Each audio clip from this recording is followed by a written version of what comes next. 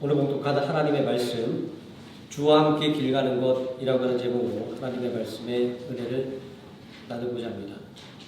오늘 읽은 이 짧은 부분의 말씀은 골고다 언덕에 세워진 세 개의 십자가에 관한 이야기입니다.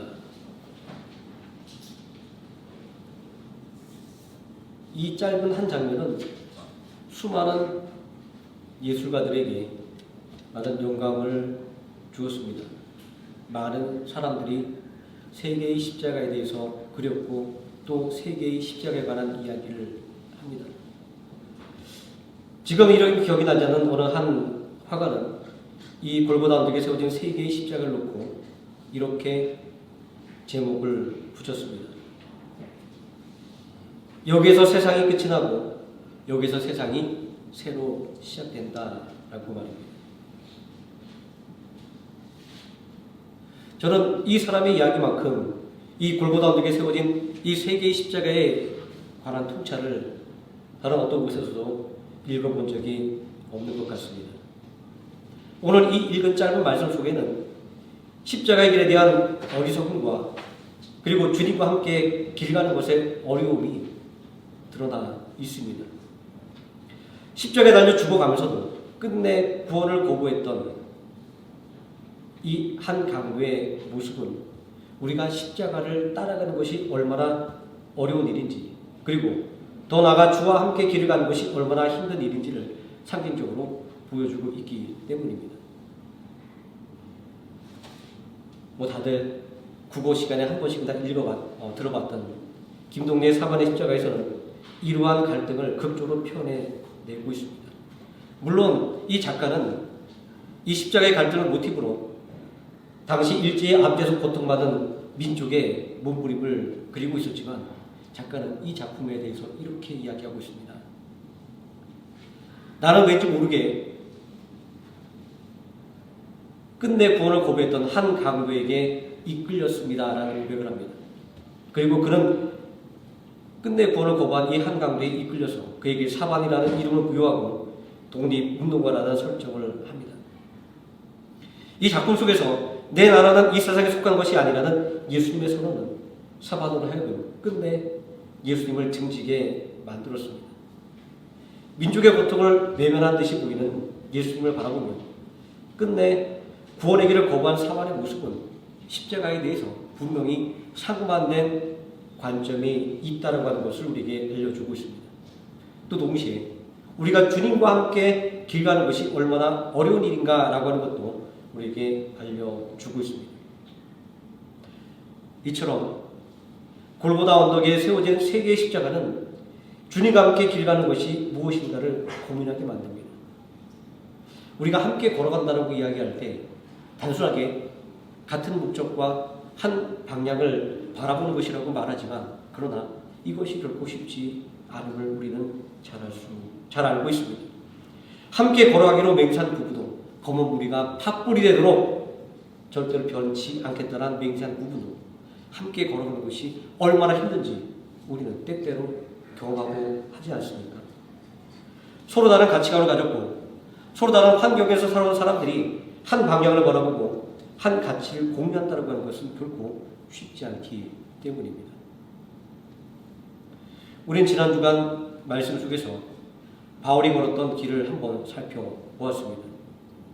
오늘날 그에게 부여되는 영광스러운 이름과 찬사와는 정반대로 온갖 조롱과 멸시와 박해에 직면했던 그의 삶을 우리는 만나지 않았습니까? 그가 주님을 대적할 때는 승승장구했던 그의 삶이 오히려 주를 위해 목숨을 바칠 때는 정반대로 바뀌었습니다. 낮고 낮은 자리로 내려오는 그 순간에도 불구하고 바울은 주님과 함께 길 가는 것을 결코 멈추지 않았습니다. 왜 그랬을까요? 저는 10월 한 달간 6개를 본문으로 수요일에 말씀을 준비했었습니다. 6개는 이렇게 시작하고 있습니다.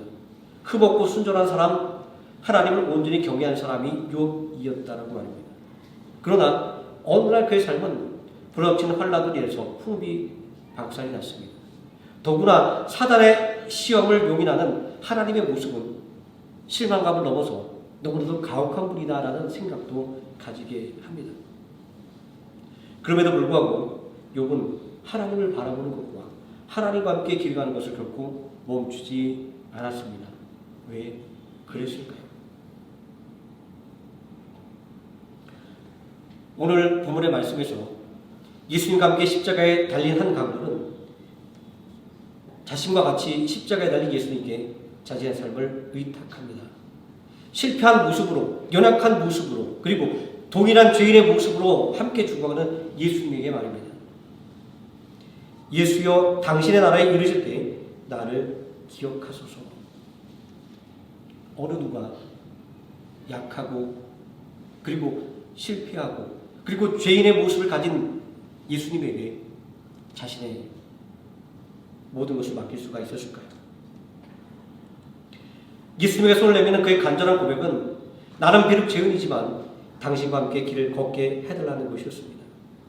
나는 죄인이지만 그러나 예수님 당신을 나의 주님으로 섬기게 해 주십시오라고 하는 간절한 고백했던 것을 우리는 볼 수가 있습니다. 저는 앞서 말씀드린 이들의 모습을 통해서 생각해 봅니다. 무엇이 주님과 함께 걸어가지 못하게 만들었고 또 무엇이 주님과 함께 걸어가게 만들었는지를 말입니다. 그리고 한 걸음 더 나아가 고민해 봅니다. 주님과 함께 길을 간다라고 하는 것의 의미는 무엇인가? 도대체 무엇을 우리 주님과 함께 길을 가는 것이라고 말하는가라고 말합니다. 고린도전서 1장 18절은 주님과 함께 가는 길의 어려움에 대해서 십자가의 길이라고 하는 상징을 통해서 우리에게 설명하고 있습니다. 십자가의 도가 멸망하는 자들에게는 미라는 것이요 구원을 얻는 우리에게는 하나님의 능력이라. 분명히 하나의 십자가인데 이 십자가를 바라보는 두 배의 관점이 존재합니다. 분명 하나의 십자가인데 누군가에게는 걸려 넘어지게 만드는 장애물이 되었고 누군가에게는 붙잡아야만 하는 구원의 동아줄이 된 것입니다. 예수님의 십자가가 누군가에게는 넘어지게 만드는 스캔들이 되었고 누군가에게는 생명을 구원하는 참된 복음이 되었습니다.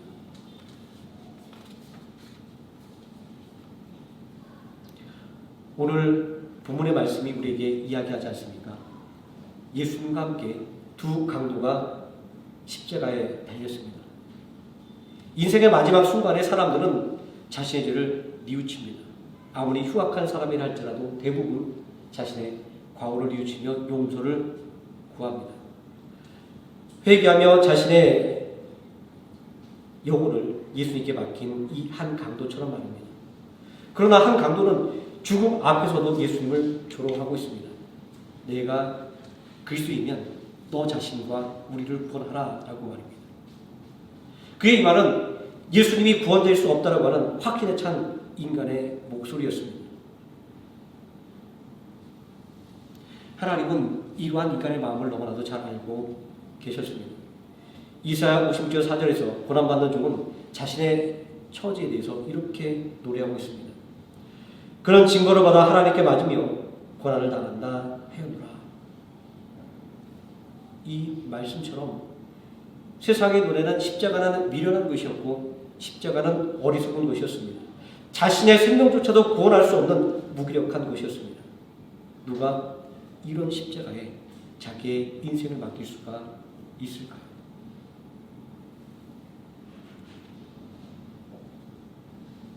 다시금 이 십자가를 모티브로 했던 사관의 십자가의 이야기를 통해서 이 십자가의 어려움에 대해서 생각해 봅니다. 여기에는 민족의 아픔을 외면하는 것만 같은 예수님을 보며 예수님을 외면할 수밖에 없었던 사람의 모습이 보입니다. 너무나도 인간적이고 너무나도 이해되는 그의 모습입니다. 우리도 나의 마음과 다른 나의 마음을 이해해주지 못하는 예수님을 바라보며 하나님을 바라보며 그렇게 원망하고 불평했던 적도 있지 않습니까? 그러나 여기서 분명히 생각해봐야 될 것은 이 사관이 바라본 것은 결코 하나님의 뜻이나 예수님이 받은 사명이 아니었다라고 하는 것입니다. 다만 자신의 의지를 하나님께서 인정해 주시고 예수님께서 받아들이길만을 원했을 뿐입니다. 그렇게 자신의 의지가 관철되지 않을 때 그는 예수님을 떠날 수밖에 없었고 예수님을 부정할 수밖에 없었던 것을 볼 수 있습니다. 저는 오늘 읽은 이 십자가에 대한 말씀과 이 사반의 십자가의 이야기에서 우리 인생이 본능적으로 추구하는 가치와 하나님이 추구하는 가치가 정면으로 충돌하고 있는 것을 보게 됩니다.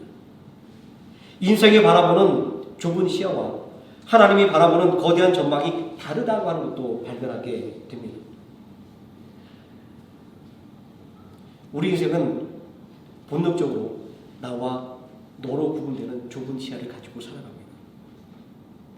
나와 뜻이 맞으면 내 편이고 나와 생각이 다르면 다른 편이 됩니다. 아니 때로는 적이 되기도 합니다.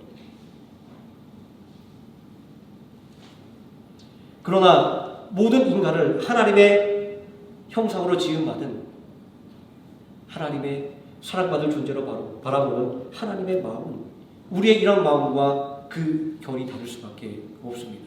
그 생각의 깊이와 넓이가 다를 수밖에 없다라고 하는 것을 우리는 이 십자가의 이야기를 통해서 발견하게 됩니다. 우리는 믿음 안에서 무엇을 추구하고 살아갑니까? 아니 좀 더 적나라하게 저는 이런 질문을 드리고 싶습니다. 우리는 교회를 어떤 곳이라고 생각을 하고 있습니까? 우리가 여기에 가지고 있는 이 생각이 우리로 하여금 주님과 함께 길을 걸어갈 수 있게 만드는가 아니면 주님과 함께 길을 걸어가지 못하는가를 결정짓는 중요한 요소가 되기 때문입니다. 많은 성도님들이 교회는 의롭게 된 사람들의 모임이라고 생각합니다. 흠 없고 의가 드러나는 곳, 모범이 되는 곳이라고 말입니다. 하나님의 나라의 모형이라고 생각을 합니다. 100번 양보해서 최소한 초대교회만큼은 이러한 이상을 이루었다라고 굳게 믿습니다. 하지만 성경은 우리에게 이러한 생각이 잘못되었음을 지적하고 있습니다. 성경이 보여주기는 교회의 모습은 결코 의롭게 된 사람들이 모여있는 아름다운 장소가 아님을 보여주고 있기 때문입니다. 교회는 의롭게 되었다라고 칭함을 받은 죄인들이 모여있는 그런 장소입니다. 둘러보십시오. 여전히 시기와 다툼이 있는 곳이 교회입니다. 여전히 인간의 욕망들이 넘쳐나는 곳이 바로 교회입니다. 우리의 믿음의 위상과 그리고 우리들의 육신의 현실이 강력하게 충돌하는 장이 바로 교회라고 하는 것을 우리는 이내 알 수 있지 않습니까? 목사, 장로, 권사, 집사 등의 직분이 우리의 의를 담보하는 것이 아닙니다. 의라고 하는 것은 내 자신 안에서 나 자신의 노력을 통해서 나오는 것이 아니기 때문입니다. 참된 의는 오직 십자가에 달려 죽은 예수님을 믿는 믿음을 통해서 은혜로 받는 것이기 때문입니다. 그래서 창세기 19장 6절은 아브라함이 하나님을 믿으니 하나님이 이를 그의 의로 여기시고 이렇게 확고하게 말씀하고 있지 않습니까? 교회는 완성된 모델이 아니라 완성을 향해서 지어져 가는 곳입니다. 그래서 에베소서는 우리에게 이렇게 말하지 않습니까? 너희가 그리스도 안에서 한 마음이 되어서 교회로 지어져 가느니라 라고 이렇게 말씀을 하고 있는 것입니다. 다윗이 사울왕의 칼날을 피하여 아둘람 굴에 피신했을 때의 일을 떠올려 보시기 바랍니다. 저는 이 아둘람 굴이 오늘날 교회의 모습을 상징한다라고 그렇게 굳게 믿고 있습니다. 사무엘상 22장 1절 이하에 나오고 있는 이 아둘람 굴의 모든 사람들의 면모를 한번 떠올려 보시기 바랍니다. 환난당한 자와 빚진 자와 마음이 원통한 자들이었습니다. 여기에 그 어떠한 의의가 있고 어떠한 소망이 보입니까? 세상 말로 세상에 실패하고 상처받고 쭉정이와 같은 인간들이 모인 곳이 바로 아둘람이었습니다. 좀 이런 말씀을 드리기는 과하다고 생각하지만 교회는 바로 이러한 아둘람과 같은 곳입니다. 다윗과 함께한 사람들이 환난을 통해서 연단되어 가듯이 교회는 의롭다 인정함을 받았으나 여전히 죄인인 사람들이 뜨거운 풍부에서 녹아 들어가는 곳입니다. 다윗과 함께했던 그 연약한 사람들, 환난당한 사람들, 그리고 빚졌던 모든 사람들이 하나님의 연단하심 속에서 쓸만한 인재들로 성장해 나가는 모습을 성경은 우리에게 보여주고 있지 않습니까? 바로 교회는 이런 곳이라고 하나님은 우리에게 말씀하고 있습니다. 시험과 환난의 단련을 통해서 순금으로 만들어져 가는 것, 쓸만한 그릇이 되어가는 것, 바로 이것이 교회입니다. 그렇기 때문에 우리가 교회 안에서 윤리와 도덕만을 바라본다고 한다면 우리는 넘어질 수밖에 없습니다. 제가 이런 말씀을 드린다고 해서 윤리와 도덕은 아무것도 아니라는 말씀을 드리는 것이 아닙니다. 가장 중요하고 우리가 지향해 나갈 바입니다. 예수 그리스도를 닮아가는 삶이 추구하는 것이 바로 윤리와 도덕적으로 남들에게 보이는 삶이기 때문입니다. 유명했던 어떤 목사님이 한참 잘 나가는 데는 이렇게 강단에서 사람들을 향해서 이야기하곤 했습니다. 의롭게 살아야 된다. 그러나 이분이 말할 수 없이 큰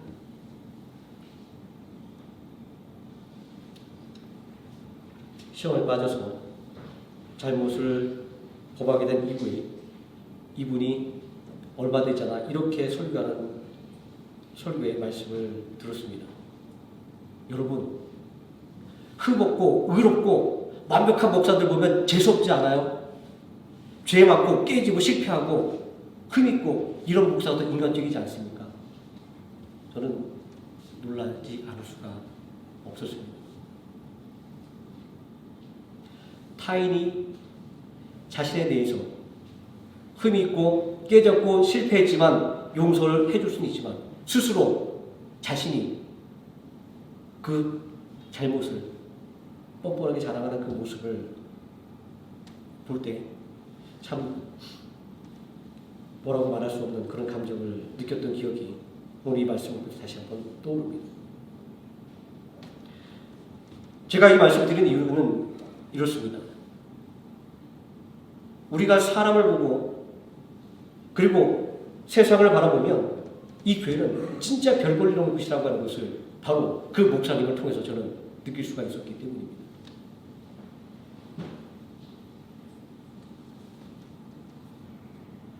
교회의 가치는 어디에 있을까요? 교회의 가치는 십자가를 바라보는 데 있습니다. 십자가를 통해서 자신의 죄를 깨닫는 데 있습니다. 자신의 부족함을 깨닫는 데 있습니다. 내가 죄인임에도 불구하고 손잡아 일으켜주시고 두 팔 벌려서 안아주시고 구원의 은혜를 베풀어 주시는 하나님의 사랑을 체험하는 데 있습니다. 그리고 하나님께 받은 그 사랑, 위로와 사랑을 돌려주는 데 있습니다.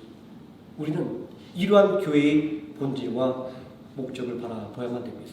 그렇지 않으면 우리는 넘어질 수밖에 없고 구원의 길에서 이탈할 수밖에 없게 되는 것입니다. 고린도전서 15장 19절은 이렇게 말합니다. 만일 그리스도 안에서 우리가 말하는 것이 다만 이 세상의 삶뿐이면 모든 사람 가운데 우리가 더욱 불쌍한 자이리라. 우리가 바라봐야 될 것이 무엇인가에 대해서 분명히 알려주고 있습니다. 사반의 십자가를 통해서 끝내 구원을 거부하고 예수를 배척한 강도가 십자가에 걸려 넘어진 이유를 생각해 봅니다. 사반은 자신이 추구했던 가치와 십자가가 추구하는 가치가 충돌함을 발견했습니다. 예수님을 통해서 독립운동의 힘을 얻고졌던 그에게 있어서 예수님의 십자가는 열악함의 상징이었고 무기력함의 상징이었기 때문입니다. 사반은 이러한 십자가를 도저히 받아들일 수가 없었던 것입니다. 그의 이러한 결정은 십자가가 추구하는 것이 무엇인가를 전혀 생각하지 않았기 때문입니다. 오직 자기의 의지를 십자가에 투영시키기 위해서 노력했기 때문입니다. 이 말씀을 읽고 묵상하면서 저는 이런 생각을 해보았습니다. 나도 내 생각과 내 소망과 내가 하고 싶은 일들을 기도라고 하는 이름으로 하나님의 이르려고 하는 그 명목으로 그렇게 하나님 앞에 내어놓지 않는가 이런 생각을 해보게 됩니다. 오늘 우리에게 있어서 십자가는 어떤 의미를 가지고 있습니까? 우리의 신앙이 궁극적으로 추구하고 있는 것은 무엇입니까? 믿음을 통하여 얻게 되는 의와 구원입니까? 아니면 믿음을 통하여 얻는 부귀와 명예입니까? 사람들은 속된 말로 이런 이야기를 하죠. 이미 잡은 물고기에게는 밥을 주지 않는다. 이 말처럼 이미 받은 구원이니까, 그리고 절대로 상실되지 않는 구원이니까 더 이상 신경 쓸 것이 없다라고 그렇게 생각하지는 않습니까? 아마 지금 모두 나는 결코 아니라고 자신할 수가 있을 겁니다. 저 또한 마찬가지였습니다. 그러나 골고다 언덕에 세워진 이 세 개의 십자가 이야기는 자신의 믿음을 결코 장담하지 말라는 경고를 주고 있습니다. 십자가를 바라보지 못한다고 한다면, 그리고 십자가의 뜻을 온전히 이해하지 못한다고 한다면 언제든지 넘어질 수밖에 없음을 보여주고 있기 때문입니다. 십자가의 뜻과 십자가의 본질을 바라볼 수 있다고 한다면 어떠한 상황에서도 결코 넘어지지 않을 것입니다.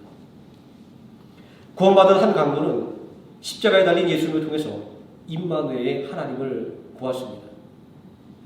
죄인들을 구원하기 위해서 대속의 십자가를 진 예수님을 말입니다. 그러므로 십자가의 의미를 깨달은 한 강도는 염치 없음에도 불구하고 예수님에게 자신을 내어 맡길 수가 있었던 것입니다. 예수님, 나를 기억해 주십시오. 나도 주님과 함께 있게 해 주십시오라고 말입니다. 그가 만일 대속의 십자가를 바라볼 수 없었다고 한다면 예수님을 거부했던 한 강도처럼 절망하며 저주하며 죽어갈 수밖에 없었을 것입니다. 우리 찬송가 430장의 가사를 생각해 봅니다. 주와 같이 길 가는 것 즐거운이라는가. 그런데 생각해 보면 우리가 주님과 함께 길을 걸어가는 것은 즐거운 길이 아니라 고난과 고통의 길이 아닙니까? 믿음 때문에 양보하고, 믿음 때문에 포기하고, 믿음 때문에 인내했던 일들을 생각할 때 더욱더 그렇지 않습니까? 욥의 삶이 그랬고 바울의 인생이 그러했습니다. 오늘 나의 마음이 또 그럴지도 모르겠습니다.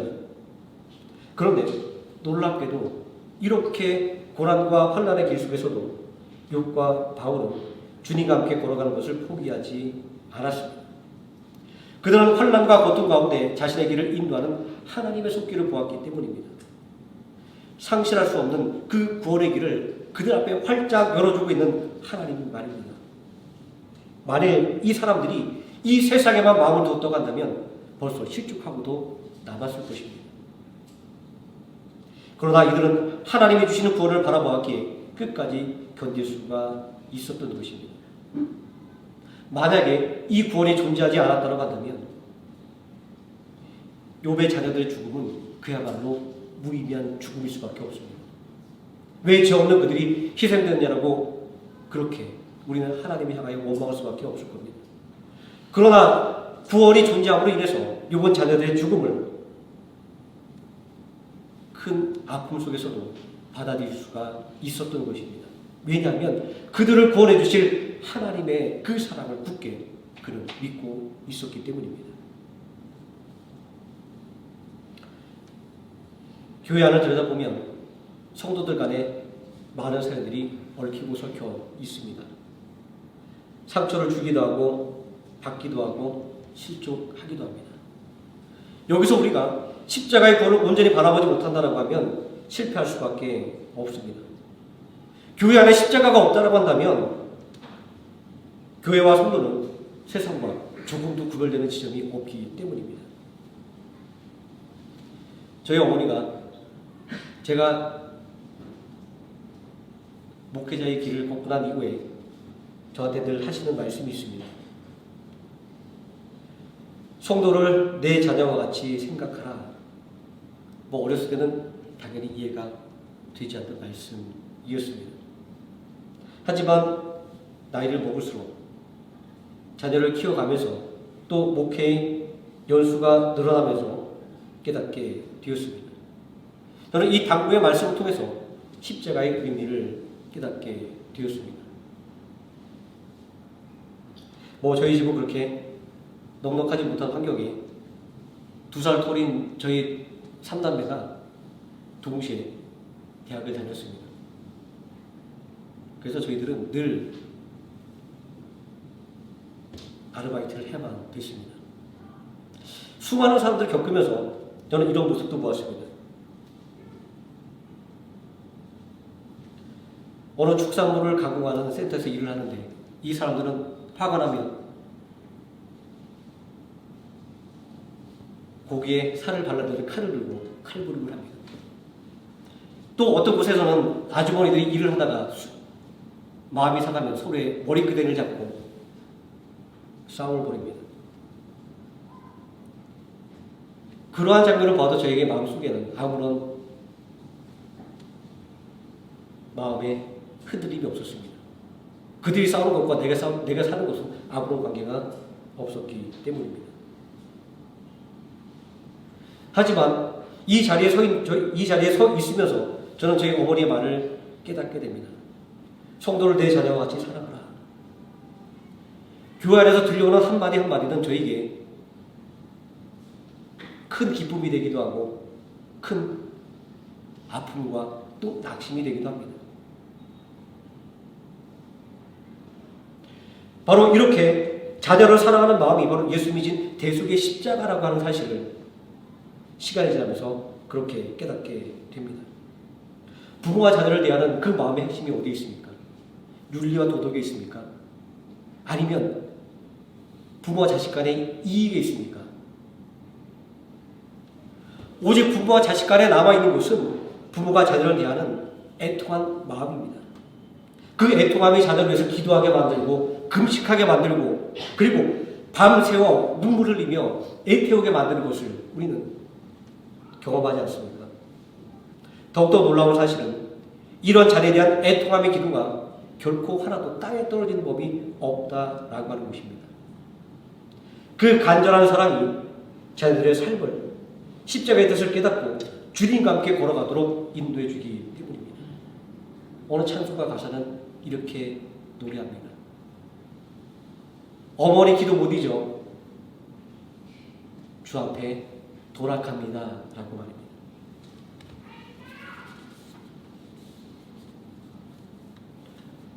오늘 우리는 이 말씀 가운데 골고다에 세워진 세 개의 십자가에서 무엇을 바라봅니까?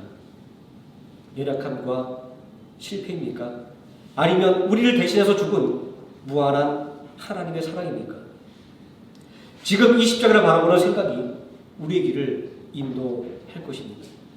주님과 함께 길을 걷게 할 것인가? 아니면 혼자 쓸쓸하게 길을 걷게 될 것인가를 말입니다. 주님과 함께 길을 걸어가고자 합니까? 그렇다고 한다면 십자가를 통해 흘러내리는 하나님의 용서를 바라보시기 바랍니다. 십자가를 통해 넘쳐나는 하나님의 사랑을 보시기 바랍니다. 우리는 매월 첫째 주 우리 주님이 십자가에서 우리를 위하여 흘린 그 대속의 피와 깨뜨리신 몸을 기념하여 성찬을 대합니다. 우리는 이 성찬을 통해서 하나님께서 우리를 위해서 어떤 일을 하셨는지 우리는 다시금 반복해서 깨닫게 됩니다. 우리를 용서하시고 우리를 사랑하신 그 하나님의 사랑을 우리는 성찬을 통하여 다시금 확인하게 되는 것입니다.